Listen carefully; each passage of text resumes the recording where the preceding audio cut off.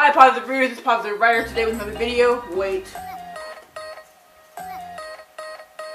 There we go. Hi positive readers, it's Positive Writer with another video, and today we're going to be in honor of Broken Throne, the short story collection for the Red Queen series by Victoria Aveyard, coming out in May, which is next month.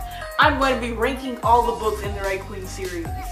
Had to add my crown that I use for my Maven cosplay. But anyway, yeah, we're going to be doing that today. I'm going to be ranking the books. There are only 4, but I have some stuff to talk about because I have some reasons as to why these books are in the order that they are, in my opinion. So, let's get into this. I'm going to start from the worst because I want to talk about the best last. So, the worst book, as we all know, my least favorite book in existence, is Worf Storm by Victoria Aveyard, the 4th book in the series, and it was just bad. 700 pages of actual nothing, just 700 pages of trash sex scenes, freaking boring meetings, useless dialogue. It was the most drawn out book in existence. Like, stuff only happened in like the last 10 pages, and then that stuff didn't make any sense.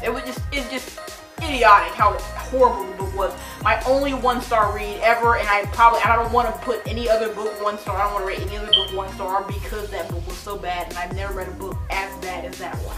So it's just, really don't like it. It was like my least favorite book ever of last year, and my least favorite book in the whole world right now. I do have a whole review on it. You can go watch it. It was a rant, obviously, and I kind of just talked about reasons why I hated it so much. It just didn't have enough of my favorite character in it, which obviously I'm not going to hate a book just because of my favorite character in it a lot. The content is still good, but then the content wasn't even good. It was just, I'm tired. It was just too much. It was the definition of a novel that is too much. The next book is, oh, I didn't even think about this.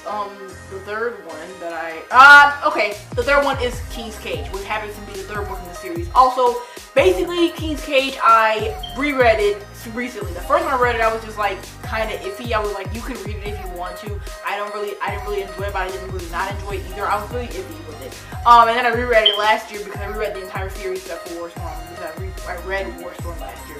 I reread the entire series, and I felt kind of the same way, but not really. So I guess the first time I got probably rated it like 3 stars maybe. I guess it will get a 4 now. 4 stars for King's Cage because the beginning is really, really good. I really enjoyed the beginning, the interactions between two characters that I really like and really ship. They were snapping with the interactions that was being fed.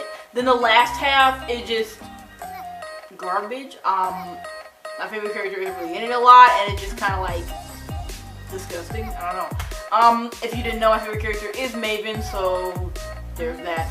And now moving on to the top 2 in this list. The next one that I have on this list is Red Queen by Victoria Aveyard, and I really, really like this one. When I read it the first time, I hated it because it was just like, I saw everything coming. It was really predictable, cliche.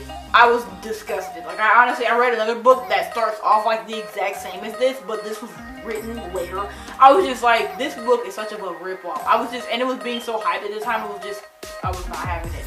But I did, after reading up to King's Cage the first time, I reread this book, and then I was kind of like, wow, depression, because in King's Cage we learned a lot about my favorite character, Maven, and then when I reread this, it kind of just made me really feel bad for him, and I was really like sad and stuff. So there's that.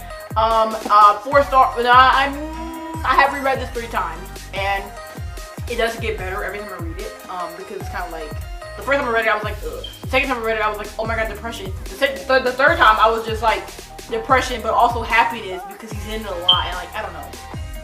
I guess maybe a 5 star, maybe a 4 star. I'm not really sure about the stars for this one, but it's definitely second on my list in order of how much I like the books.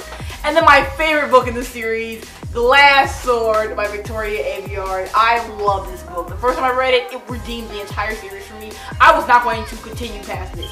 I was not going to continue past Red Queen because it was so bad. I was just like, I don't like this. I'm disgusted. I'm revolted. I did not pay money for this, but I really was excited to read it, and it really just fell flat, and I was just like, so I wasn't going to continue. But one of my friends, my old Booktube friends that probably doesn't even post anymore, she told me that this one was really good and that I should try Glass Sword. And I was like, okay. Second books and me are always really tight. We're always like friends or best friends. Every time the first book really doesn't let me down or even is really good, the second book usually delivers.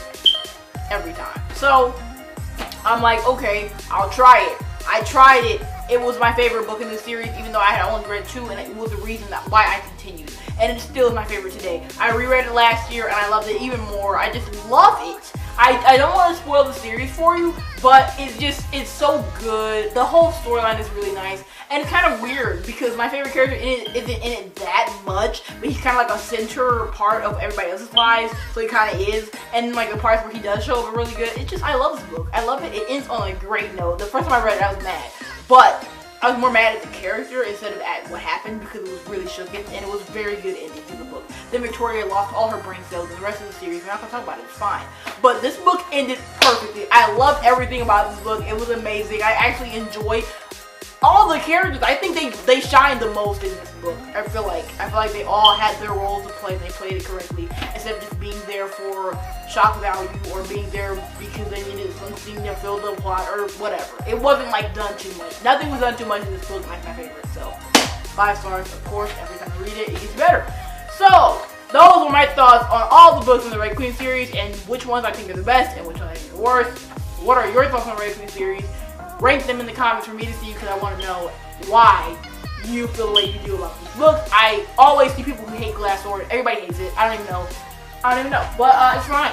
We've been new. I love stuff that everybody else hates. We've been new to it. So see you guys later with another video. Hope you like the series. If you don't, I definitely understand. At least hopefully you like Glass Sword, which you probably don't. See you later with another video. Bye.